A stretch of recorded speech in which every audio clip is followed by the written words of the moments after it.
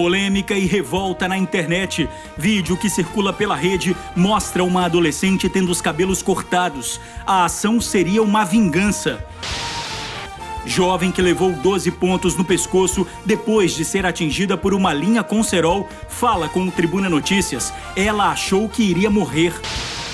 Um advogado e a namorada foram presos por tráfico de drogas numa cobertura de luxo em Jardim Camburi, Vitória. A interdição do terminal de Itaparica, em Vila Velha. Havia risco de desabamento. Hoje cedo, muitos passageiros foram pegos de surpresa. Homem é preso acusado de manter a mulher e a filha em cárcere privado. Ele também foi autuado por tortura. Os planos de saúde lideram a lista de reclamações. No Procon da Serra, o número de denúncias é cada vez maior. Crianças muito agitadas que se recusam a obedecer ordens ou regras podem ter um transtorno de comportamento. É o TDO, transtorno desafiador opositor. E segurança máxima. Amigo do TN que viu a reportagem do pequeno Murilo que caiu do segundo andar de uma casa e instalou hoje a rede de proteção. A gente volta em um minuto.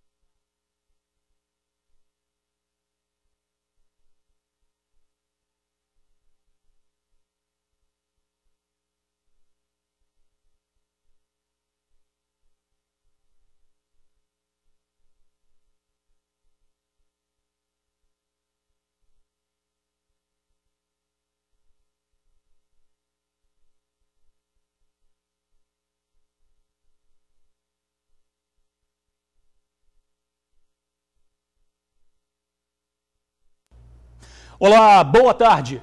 O Tribuna Notícias começa falando de um perigo: acidentes com linha de pipa com cerol. Ontem na BR-101, uma motociclista escapou da morte por pouco. A balconista sofreu um corte profundo no pescoço e precisou levar 12 pontos. Já em casa, a Camila se recupera do acidente. O corativo no pescoço é resultado de uma história surpreendente. Na tarde de ontem, ela andava de moto pela BR-101 em Carapina, quando teve o pescoço cortado por uma linha de pipa. Foram 17 pontos e um susto que Camila jamais vai esquecer. Vou indo para o trabalho e passo lá todo dia, vindo e voltando. E na hora que eu passei, por triste destino, a linha estava lá. Só que o engraçado é que não tinha ninguém soltando pipa no momento. Acredito eu que é uma linha de uma pipa que voou e caiu ali naquela hora. Eu passei na hora errada, no momento errado. Foi bem aqui, neste ponto da BR-101, próximo ao viaduto de Carapina, que a linha de pipa com cerol atingiu Camila. Ela seguia nesta pista, sentido Vitória, quando percebeu que algo havia cortado o pescoço dela. A Camila ainda conseguiu se equilibrar em cima da moto, jogou para acostamento e pediu socorro. Na hora que a linha pegou, eu senti uma coisa quente pegando no pescoço. Aí na hora que eu senti, só veio na cabeça, cortou. Aí eu puxei com a mão, aí veio o cordãozinho e a linha na mão. Aí eu consegui jogar para o acostamento, parar a moto. Aí eu abaixei o pescoço, que aí o sangue já estava jorrando, minha blusa já estava muito suja. Aí eu coloquei a mão para tentar estancar o sangue e mantive o pescoço baixo. Aí o pessoal começou a parar e tentar pedir socorro, porque ninguém tinha nada para fazer naquela hora. Ninguém podia encostar em mim, tinha muito sangue. O acidente é um alerta para o perigo de se utilizar cerol em linha de pipa. A Camila perdeu muito sangue. Olha só como ficou a moto dela. Segundo os médicos, o corte atingiu uma importante veia na região do pescoço. E o estrago poderia ter sido muito pior. Esse cordão que Camila utilizava na hora do acidente evitou que o corte fosse maior. Do lado esquerdo, onde o cordão estava mais, ele não foi tão profundo o corte foi profundo andando para a direita. Então, aonde pegou no cordão, é como se, eu acredito que o cordão tenha segurado um pouquinho. E pro lado de cá foi onde o cerol já entrou para dentro da pele e já cortou o cordão. Ele não chegou a cair, ele ficou pregado no meu pescoço, o cordão. A Camila já anda de moto há mais de 10 anos e nunca havia passado por uma situação assim. Passado o susto, ela só pensa em se recuperar e, claro, instalar uma antena na moto. Parar de pilotar não está nos planos. Bate aquele desespero porque você vê no jornal e fala, nunca vai acontecer comigo. Onde eu vou imaginar que numa BR movimentada e se acontecer? Você imagina assim dentro de um bairro pequeno, onde tem um monte de crianças soltando pipa, não numa BR. Aí o pessoal, você não tem anteninha que corta linha? Não, porque eu nunca imaginei que ia acontecer comigo. Aí agora eu vou colocar. Graças a Deus que terminou bem, né? Lembrando que o uso de cerol é crime. É bom também evitar soltar pipa perto de rodovias ou rua muito movimentadas. Agora o TN traz um vídeo que anda causando polêmica e revolta. Ele circula em grupos de WhatsApp. Uma adolescente que seria de Vila Velha tem os cabelos cortados, como uma espécie de vingança. Nas imagens, a garota, que aparenta ter entre 16 e 17 anos, já aparece quase careca. Os cabelos são cortados com uma tesoura por outros adolescentes. As vozes são masculinas. Aí, ó, tá, né? Olha aqui, olha aqui. Olha aqui. Em poucos minutos, os cabelos compridos e bem cuidados desaparecem. A humilhação segue depois do corte. Na rua, a garota caminha apressada, passa a mão na cabeça enquanto ouve mais xingamentos. Olha aqui, seu pate feio, da desgraça. Ó, a cara do demônio, como que ficou. O que justificaria tanta violência? Ainda não se sabe ao certo. A atitude seria uma vingança. A jovem pode ter sido alvo da fúria do namorado e, como punição, ela perdeu o que lhe rendia muitos elogios: os cabelos. Nas redes sociais, o apoio e a indignação de amigos e colegas pela crueldade. Alguns dividiram com a jovem momentos de diversão em festas e viagens. Nas fotos, os cabelos sempre chamavam a atenção. Aí, ó, essa desgraça aí, ó. Aí, ó, tá, né? Olha aqui, olha aqui. Que cena terrível, hein? Como esse é um caso que circula em grupos de WhatsApp e ainda não há informações de que a vítima registrou um boletim de ocorrência, a polícia não tem como passar detalhes. Um advogado e a namorada foram presos por tráfico de drogas em uma cobertura de luxo em Jardim Camburi, Vitória. Renan da Fonseca Monjardim, de 31 anos, e a companheira Jacimara Rossi, de 32, foram alvo do Departamento de Narcóticos da Polícia. No quarto de Renan foram encontrados tabletes de maconha, comprimidos de êxtase e balanças de precisão.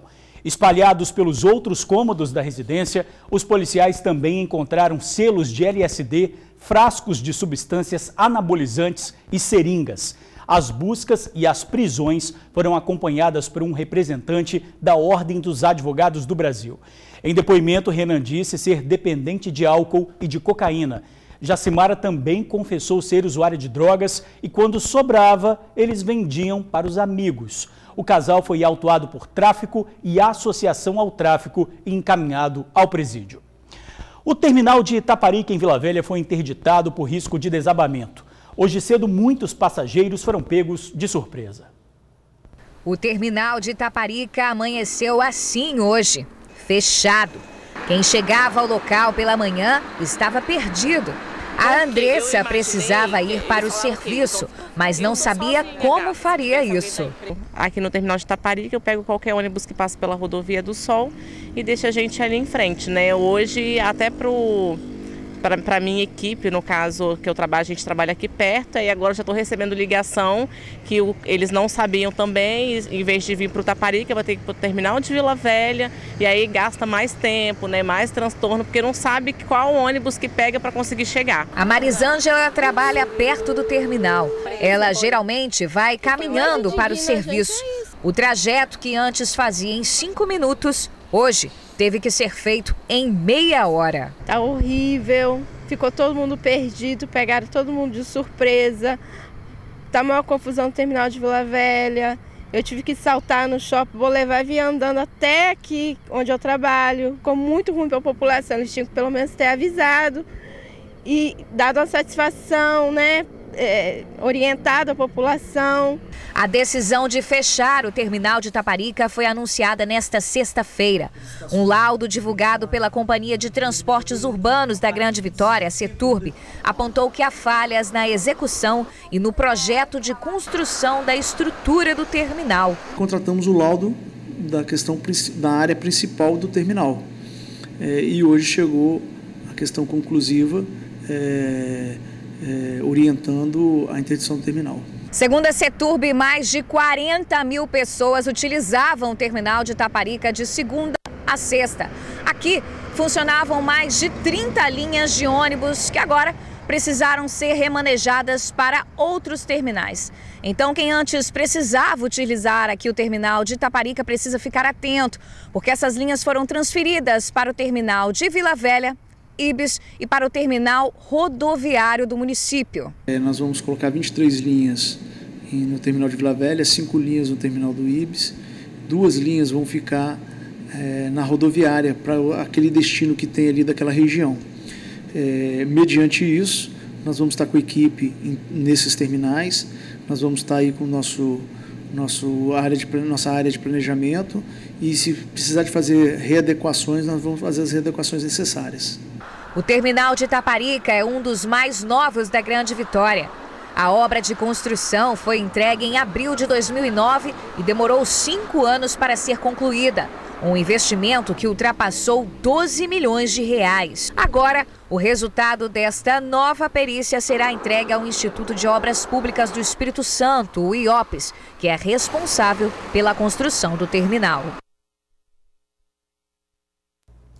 Olha, a Ceturb disse que preferiu fazer a interdição no fim de semana por ser um período de menor movimento. O passageiro pode buscar informações pelo site ceturb.es.gov.br ou pelo telefone 0800 039 1517. Está na cadeia o homem que manteve a mulher e a filha de 4 meses em cárcere privado por mais de 10 horas. O acusado comete crimes desde os 13 anos.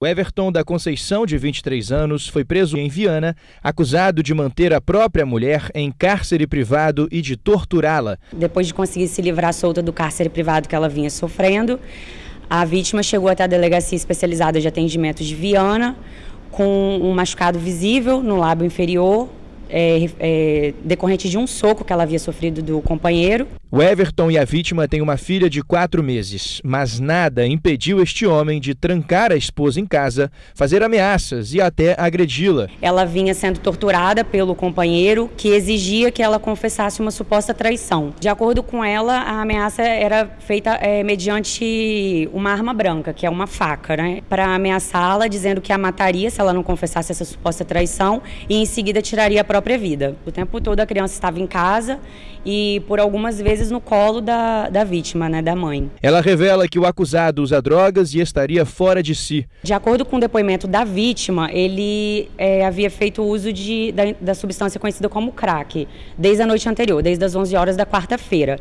Então ele ainda estaria sob efeito durante toda a prática desses delitos do qual ele foi autuado. A polícia militar foi acionada e assim o agressor passou a ser procurado na cidade. A polícia militar logrou êxito em encontrar esse cidadão Everton já ali numa localidade, um bar onde ele tinha costume já de frequentar. E ele foi devidamente enquadrado lá e encaminhado para a delegacia de polícia, onde foram tomadas as providências cabíveis ao caso. E esta não é a primeira vez que a situação sai de controle entre o casal. 8 dias antes, a vítima acionou a polícia militar depois de ter sido ameaçada, mas ela escolheu não continuar com a denúncia. Na polícia ainda constam 2 passagens de Everton, uma por tráfico em 2014 e outra por roubo em 2016. A vítima foi presa, ameaçada e agredida. Ela temeu pela própria vida e também pela do bebê. Assim, decidida a dar um fim àquela situação, ela procurou a polícia. Uma atitude que a delegada Cláudia Dematê encoraja todas as mulheres vítimas de violência a tomarem. Nós não podemos silenciar as mulheres vítimas desde a primeira violência sofrida. E a violência não é só física. A violência ela pode ser psicológica, a violência pode ser por meio de uma ameaça, por meio de um xingamento. Ela é inadmissível. Então, a mulher vítima de violência procure a polícia, porque a polícia irá agir imediatamente. Agora a gente muda de assunto. Crianças muito agitadas, que se recusam a obedecer ordens ou regras, podem não estar só fazendo birra, não. Quando esse comportamento fica mais intenso, pode ser sinal de TDO, transtorno desafiador opositor. Nos registros pessoais da mãe, uma cena que se tornou rotina. O filho de 8 anos, desesperado no portão da escola, pedindo para ir embora. Não é mentira minha, ó. Ele tá no portão aqui do estacionamento, ó. Ó aqui, ó. Oi, fala. Não quero ir embora dessa escola. É uma luta diária. Luta diária, luta constante. Aos 7 anos, Davi foi diagnosticado com um transtorno psicológico desafiador opositor. E o nome já diz tudo. A criança tem dificuldade de lidar com ordens, não respeita regras e não sabe lidar com frustrações. É um quadro em que a criança começa a desenvolver um comportamento de desafio às regras do convívio social, familiar, né, e se opõe a essas regras, querendo criar regras próprias que nem sempre é possível ela seguir. No caso do Davi, os sintomas começaram aos 4 anos. Na época, o CMEI em que ele estudava foi primordial para que a mãe entendesse do que se tratava e procurasse ajuda. O CMEI que me ajudou a detectar, a gente, mãe, não quer aceitar, a gente acha que não tem nada, né? Só que eu comecei a ver realmente que em casa também ele é muito resistente a ordens, então eu aceitei o problema. E assim, né, no CMEI ele mordia muito, até mais que outras crianças. Ele batia mais até outras crianças. E assim, se ele se sentir frustrado, ameaçado, ele vai para cima. Então é vigilância 24 horas. Com o passar do tempo, a situação começou a se agravar. Mesmo com tratamento e medicação adequados, Davi está cada vez mais agressivo. A mãe chegou ao ponto de abandonar a profissão e a faculdade de pedagogia para se dedicar exclusivamente ao cuidado e tratamento do filho. Tive que largar meus afazeres profissionais, faculdade, tudo, para poder estar cuidando do Davi. Agora ele foi diagnosticado com F20.000 e esquizofrenia infantil. Teoricamente, para o Davi, seriam apenas 2 horas e meia na escola. Isso somente 3 vezes por semana. Mas, de acordo com a mãe, quase nunca ele consegue cumprir essa carga horária por causa dos constantes problemas de convivência com os alunos e também com os profissionais da instituição. De acordo com a mãe, a escola alega não ter profissionais adequados para lidar com a criança. Não consegue conter, a escola alega que falta profissional capacitado e que é difícil para eles. Davi mostrou pra gente algumas habilidades que ele vem desenvolvendo na igreja que frequenta. Com cuidado, entramos no assunto da agressividade. E olha só como até para ele é difícil lidar com as reações que tem e com o sentimento que vem logo em seguida. Triste. Porque minha mãe tá triste. Quanto mais cedo tratar, melhor, né? Porque se a criança cresce sem entender essas regras, ela vai ter mais dificuldades, né? E é importante notar também que não é só tratar a criança, né? A gente tem que chamar a família, para a família entender o que está acontecendo lá dentro. Quer dizer, por que essa criança não aceita, né, as regras? Olha, o bom acompanhamento da criança com transtorno depende da família, médico, psicólogo e, claro, da escola. Em relação às dificuldades enfrentadas pelo Davi no colégio, a Secretaria de Educação de Vitória disse que oferece toda a assistência ao estudante. Ele é acompanhado diariamente pelo professor da turma, por um professor de educação especial exclusivo e um estagiário que permanece com ele durante todo o turno. Olha, entre os consumidores, os planos de saúde são sempre líderes de reclamações. No Procon da Serra, o número de denúncias é cada vez maior. As dores no ombro esquerdo de Márcio eram insuportáveis, quase não movimentava a região. O médico dele disse que o advogado teria que passar por uma cirurgia.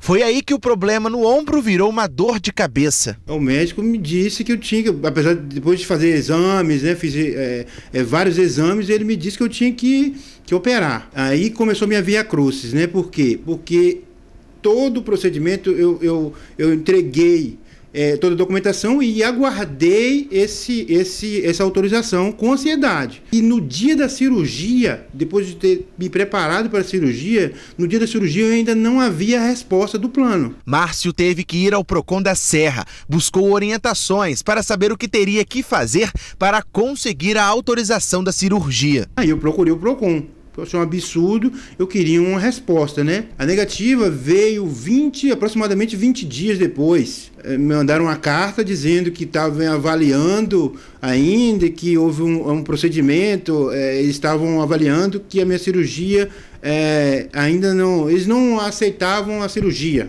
E o Márcio não é o único que passa por problemas com planos de saúde. Em 2017, na Serra, 46 pessoas procuraram o Procon para reclamar dessas empresas, que prestam o mesmo tipo de serviço. Nós estamos em julho e já foram 39 reclamações. O Procon está para atender não só na questão financeira, mas existe várias coisas, vários pontos que o consumidor às vezes se sente lesionado enquanto ele está pagando por um plano de saúde. Então ele pode vir nos procurar, porque a gente vai estar sempre aqui para poder atendê-los, poder fazer uma mediação, entrar em contato com o plano, para poder tentar solucionar o que ele está se sentindo lesionado. Márcio pretende tomar algumas medidas para não ficar no prejuízo. A advogada do Procon afirma que as pessoas precisam denunciar esses casos. Todo consumidor que é usuário de um plano de saúde, ele pode estar vindo ao Procon, mesmo que ele, assim, não sei se isso é no Procon, mas a gente está aqui para fazer essa orientação, para poder indicar a ele o melhor caminho. O Procon da Serra fica no portal de Jacaraípe. Hoje foi dia de mais uma visita ao Murilo, o bebê que sobreviveu ao cair do segundo andar de uma casa em Cariacica. As janelas ganharam proteção, presente de um amigo do TN. A família do Murilo ganhou um presentão hoje. Tá vendo essas telas de proteção? Elas vão cobrir as janelas e a varanda da casa. Isso porque na última segunda-feira, o pequeno Murilo, de apenas 2 meses, caiu de uma das janelas da residência, uma altura de aproximadamente 4 metros. O fato aconteceu quando o Murilo estava chorando no berço e uma prima o pegou no colo. Ela fez um movimento brusco e o bebê caiu pelo lado de fora da janela. A sorte é que os galhos de uma árvore acabaram amenizando a queda. Mas agora o garotão tá bem e a mãe aliviada do susto. Ele só tá um pouquinho assustado mesmo, mas ele tá se recuperando. Tá bem agora, né? Tá bem, tá recuperando.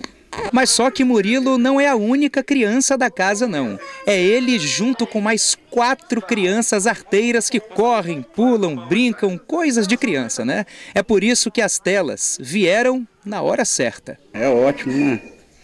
Melhor do que o que estava, né? Sim, como tem. Precisa de muita proteção. Não só dos adultos, mas na janela especialmente. Essa ideia de instalar as telas de proteção aqui na casa partiu do Luiz Eduardo e do sócio dele. Luiz, como que vocês tiveram essa iniciativa? De onde veio essa ideia? Bom, nós estávamos vendo a reportagem, aí nos sensibilizamos com o que aconteceu, aí entramos em contato com a família e resolvemos doar, no caso, a rede de proteção para eles. A casa tem várias janelas, além dessa varanda, claro. E você tem ideia de quanto a família está economizando? Aqui numa faixa de uns 400 a 450 reais. Juntando a mão de obra de instalação e o material da rede também, né? Isso. É lógico que o sentimento da família não poderia ser outro a não ser gratidão. Gente que ajuda ainda, mesmo com o mundo como que tá, né? Mas tem gente ainda que se importa com as pessoas. Muito agradecida, muito mesmo. Agradeço a todos que doaram essa tela aí, entendeu? Especialmente esse menino aí, que eu conheço ele desde onde a gente morava lá. Obrigado por tudo. Agora sim, segurança total, né? Bom, vai ser enterrado amanhã em Vila Velha o ex-presidente da Chocolates Garoto, Helmut Meyer-Fraund. Ele tinha 82 anos e estava em estado avançado de Alzheimer. Helmut já não reconhecia ninguém. Ele era filho do imigrante alemão Henrique Meyer-Fraund, fundador da Garoto. Em 1973, ele assumiu a presidência da fábrica. O corpo do ex-presidente da Chocolates Garoto será velado e enterrado amanhã, a partir das 9 horas, no cemitério Parque da Paz, em Vila Velha.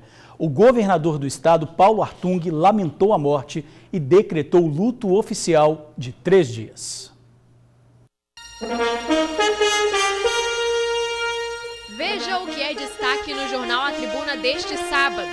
Blitz com 128 policiais nas ruas contra quem bebe e dirige. Na foto principal, looks certos para a entrevista de emprego. Vítimas de fofoca no trabalho ganham até 30 mil de indenização. Consumidores do estado perdem 4 mil por hora em golpes da internet. Empresário executado na frente da igreja.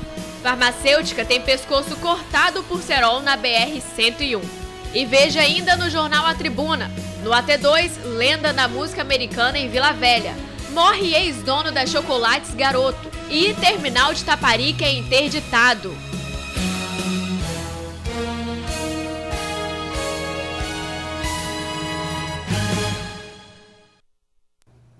E a seguir a gente volta com uma ótima opção de passeio para o fim de semana. É um instante só.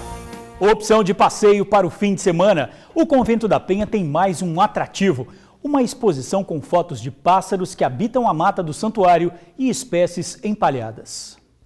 Fotos que mostram a variedade da fauna nos 50 hectares de Mata Atlântica que abrangem o Convento da Penha em Vila Velha. Na verdade, são pássaros, vários deles, todos registrados aqui mesmo na região. É a riqueza do mundo animal, uma sala de aula a céu aberto. Aqui, na verdade, é uma aula de biologia, né? Ah, sim, com certeza. Muito bonito, muito bom, né? Já tinha visto tantos pássaros? Sabia que aqui na área do convento tinha tantos pássaros assim, tantas espécies? Sabia, eu venho aqui, de vez em quando eu estou aqui. De vez em quando eu venho aqui no Convento da Penha. Tudo isso está em exposição no convento, que conta também com alguns animais trazidos do Museu Melo Leitão, em Santa Teresa. Animais empalhados, endêmicos do território capixaba. O acervo científico tem cerca de 120 mil exemplares da fauna e cerca de 60 mil exemplares de plantas. Grande parte deles coletados por nós mesmos, então eu sou um coletor de plantas, tem outras pessoas que coletam animais. E esse registro é um registro extremamente importante, né? Família reunida aqui, né, Dona Elzi? Temos fotos e também animais empalhados na exposição. O que mais chamou a atenção de vocês? A beleza de tudo, né? Da conservação. É uma mostra, né? Para valorizar o que nós temos.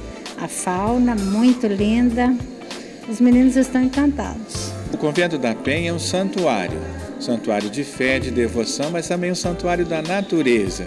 Então houve uma pesquisa que descobriu os pássaros do convento. Então uma diversidade muito grande da natureza, os pássaros. Então a gente quer mostrar essa diversidade grande e o necessário cuidado com a natureza.